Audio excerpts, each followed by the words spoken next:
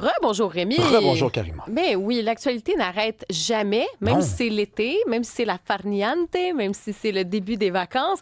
Et il y en a aussi qui mettent beaucoup d'énergie sur des choses qui peuvent te déranger. Du genre... Parlons par exemple de la loi 96.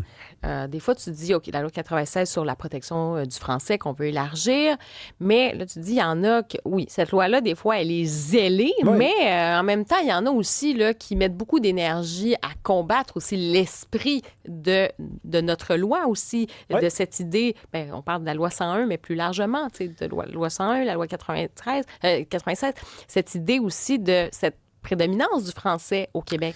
Ben, oui, c'est une loi qui est imparfaite. D'ailleurs, c'est comme un petit peu tendance là, de rire des articles de loi qui sont, bon, je qualifierais presque de zélés dans cette loi-là. Tu sais, des fois, on a des commerçants très bien intentionnés qui nous disent, écoutez, moi, j'aime le français, je veux faire respecter le français. On me demande de traduire tous les petits ingrédients qui est en arrière de mon aliment que je vends, ça vient de la Chine, cette affaire-là, c'est un produit, exotique. Des fois, ça va trop loin. Par contre, j'ai vu passer sur le site de CTV un reportage sur un barbier de Saint-Léonard, le quartier dans l'est de Montréal. C'est un monsieur dont l'affichage extérieur de sa boutique était presque exclusivement en anglais. Je dis presque parce que c'est marqué quelque chose comme « The » en anglais, en très gros. Et là, en dessous, c'est marqué « salon ». Et là, il trouve le moyen d'écrire la traduction de « salon » en anglais. Donc, lui, selon la loi 96, il faudrait qu'il change évidemment son affiche pour qu'il y ait 2 fois plus de français que d'anglais. À l'intérieur de sa boutique, tout est écrit en anglais et c'est même pas pour ça que l'OQLF s'est intéressé à lui, c'est parce qu'il fait de la publicité en ligne sur Instagram et c'est exclusivement en anglais.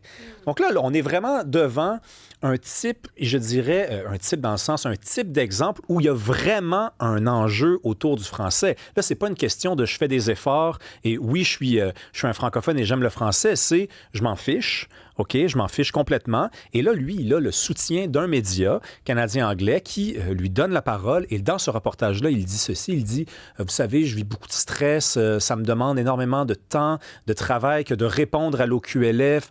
Moi, je suis un barbier, j'ai des clients, je devrais être en train de leur couper les cheveux. Et le stress que je vis, je le transmets, je le transmets à mes clients. Ben oui, c'est à un moment donné, un peu de bonne foi, mon ami. T'es au Québec. À moins que tu penses être à Toronto. Et ça, c'est un vrai problème qu'on n'avait pas, je pense, dans les années 60-70. Le problème avec le français, quand il y a eu la loi 101, c'était pas exactement celui qu'on retrouve aujourd'hui. Aujourd'hui, on a, parce que ce monsieur-là est issu de l'immigration, on a des gens qui arrivent au Québec et qui ne comprennent pas c'est quoi le Québec. C'est-à-dire que pour eux, c'est l'Amérique. C'est une excroissance de l'Amérique anglophone. Donc, on devrait tout à fait être en mesure de vivre en anglais ici, de travailler en anglais. Et le français, bon, écoute, c'est vrai qu'on nous emmerde. Il faudrait peut-être donner un petit peu de lousse. Et là, on s'obstine. Si vous voulez vivre à New York, New York existe. Si vous voulez vivre à Toronto, Toronto existe. Et je ne suis pas en train de faire l'appel au déménagement. Là, je trouve ça toujours un petit peu grossier. Mais ne confondez pas finalement le Québec et l'Amérique. Le Québec, c'est en français que ça se passe. Et puisqu'on nous parle constamment de diversité, c'est le mot de notre époque, ben, revenons à la base. C'est quoi la diversité? C'est être différent. Et c'est quoi qui rend le Québec différent en Amérique? C'est le français. C'est pas d'imiter Toronto ou New York. Il n'y a rien de divers là-dedans. Notre diversité, c'est le français. Oui, puis c'est aussi, tu sais, c'est une façon aussi de vivre, là. C'est-à-dire que quand tu es francophone, et même si tu viens d'ailleurs, là, puis que c'est pas ta première langue au début, mais tu arrives au Québec, bien, ça se passe en français. Donc, c'est aussi une façon de dire, bien, tu sais, c'est au cœur aussi de cette identité. Puis tu peux avoir, effectivement, parlé plusieurs langues. C'est pas ça l'enjeu. Non. Tu l'as dit, le reste de l'Amérique du Nord est anglophone. Est-ce qu'on peut au moins juste préserver cette petite parcelle où on parle encore français? Puis, tu as raison aussi de mentionner sur la question de, tu sais, on parle de la loi 101. On disait les enfants de la loi 101. Il y a cette idée de protection de la minorité anglophone. Tu sais, la minorité historique anglophone, mais c'est une minorité. Puis, parfait, le Québec protège ses droits, puis c'est très bien. Mais la vocation, par exemple, des nouveaux arrivants, c'est d'apprendre le français. C'est pas de t'intégrer à la minorité historique anglophone. Ben, c'est de t'intégrer à cette majorité francophone. Puis oui, tu peux parler anglais, tu peux parler, peu importe, là, le punjabi, le mandarin, la langue que tu veux. D'ailleurs, mais tu parles toutes ces langues-là, ben, toi. Exactement. Oui. Mais ça se passe en français. Ben, c'est exactement. On dit la même chose, mais différemment. C'est-à-dire que dans les années 70, l'enjeu avec l'anglais, c'était que la minorité historique anglophone dont on parle et qui existe encore aujourd'hui, elle triomphait.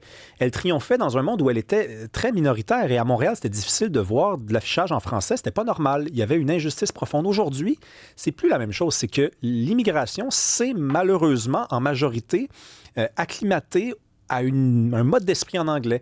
Elle s'est assimilée au mode d'esprit en anglais. Donc, c'est eux à qui on doit rappeler qu'ils sont venus au Québec. Ils ne sont pas venus à New York, ils ne sont pas venus à Chicago, ils ne sont pas venus à Los Angeles. Toutes ces villes-là existent déjà. S'ils veulent s'y rendre et s'ils veulent vivre comme là-bas, il n'y a aucun problème à vivre comme à Toronto. Ici, c'est en français. Mm-hmm. Oui, très intéressant. Des fois, c'est un peu décourageant, en effet. Et parlons de quelque chose de moins décourageant. Ce sont les vacances. Mais si vous voulez nous faire réfléchir sur le fait de s'ennuyer. Est-ce que quand on s'ennuie, tu sais, quand tu es un enfant, aujourd'hui, tu as l'omniprésence, on le sait, des écrans, on n'a pas de temps là, de quelques secondes, des fois, où juste, tu sais, comme, tu sais, l'esprit peut vagabonder. Tu peux revenir sur cette idée de s'ennuyer, mais de façon productive. Oui, et de la bonne façon, puisque tu l'as rappelé, il y a 200 000 travailleurs de la construction qui vont tomber en vacances. Rappelons qu'ils ont des enfants, qu'ils ont des conjoints, conjointes, ces gens-là. Donc, ça fait beaucoup de gens qui tombent en vacances et qui doivent occuper, divertir, amuser leurs enfants. Et je pense qu'on peut se rappeler les vertus de l'ennui, parce que occuper, divertir et amuser, ça passe souvent dans notre esprit par une activité, par le fait que les enfants soient en train de bouger, soient en mouvement. Ou alors, soient en train de jouer à un jeu vidéo, on est moins en mouvement, mais on est en train d'interagir avec quelque chose. L'ennui a des vertus. L'ennui, malheureusement, a mauvaise réputation. L'ennui, dans le monde d'aujourd'hui, c'est perdre son temps. Mais l'ennui, c'est pas ça. L'ennui, ça peut passer par la méditation. Et là, il y a des gens qui vont nous écrire « T'as pas d'enfant, toi. Pas penser que tu peux faire méditer un enfant. » Je n'ai pas d'enfant, je le confesse et je l'admets. Par contre, on peut Mais faire... t'as déjà été un enfant. J'ai déjà été un enfant qui s'ennuyait de la bonne façon, je pense. Je suis chanceux d'avoir eu les parents que j'ai eus. Mais je pense qu'on peut, par exemple, faire écouter de la musique aux enfants. On peut les emmener se promener.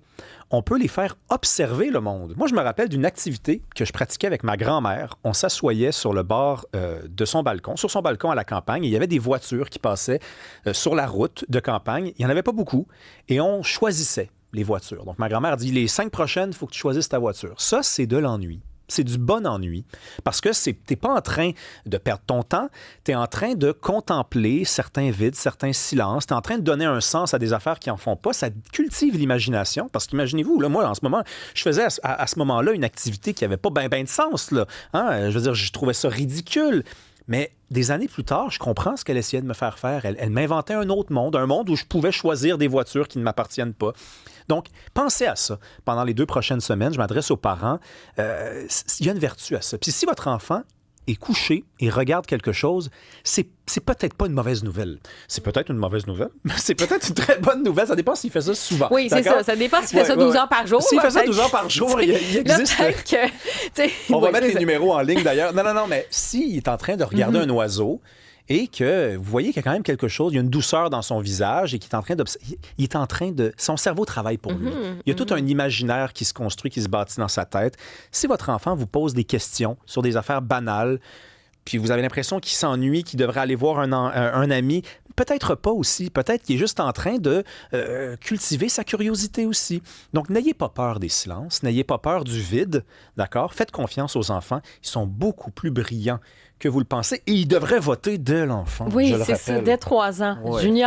Junior, Noah, Liam. Toi, Junior, je ne sais vraiment pas à quelle époque t'es resté encastré, ma chère Karima. Junior, c'est universel. C'est vrai. Bon, ben tu n'es pas junior, ça c'est sûr. Je te remercie beaucoup, Rémi. À très, très bientôt. Bye bye, bonne vacances.